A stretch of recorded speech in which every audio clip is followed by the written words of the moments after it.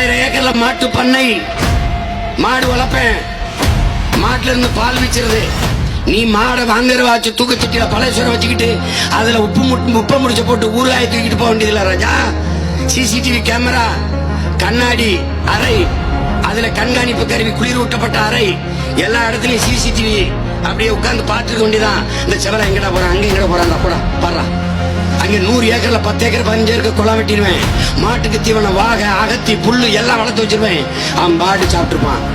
அவன் எத்தனை லிட்டர் பால் கறக்குறான் கணக்கு. ஆனால் இந்த மாடு போடுகிற சாணி, அந்த எரு, அந்த கழிவு, அவன் தின்னுட்டு போடுற புல்லு மிச்சம், அதையெல்லாம் வேக்கம் கிளீன். உங்க வீட்டுல குப்பைகளுக்கு வேக்கம் கிளீன் வச்சிருக்கீங்க இல்லையா, அது மாதிரி உறிஞ்சதுக்கு நான் ஒரு கருவி வச்சிருப்பேன்.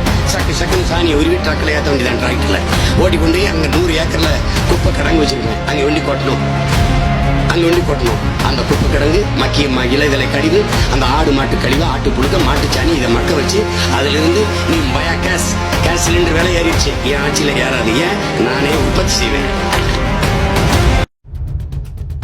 மாற்றத்தை விரும்பும் மக்களின் மாநாடு. மாறுவோம், மாற்றுவோம். இது மாற்றத்திற்கான எளிய மக்களின் புரட்சி. திரள்வோம், திரள்வோம், திருச்சியில் திரள்வோம், தீந்தமிழ் இனத்தீரே.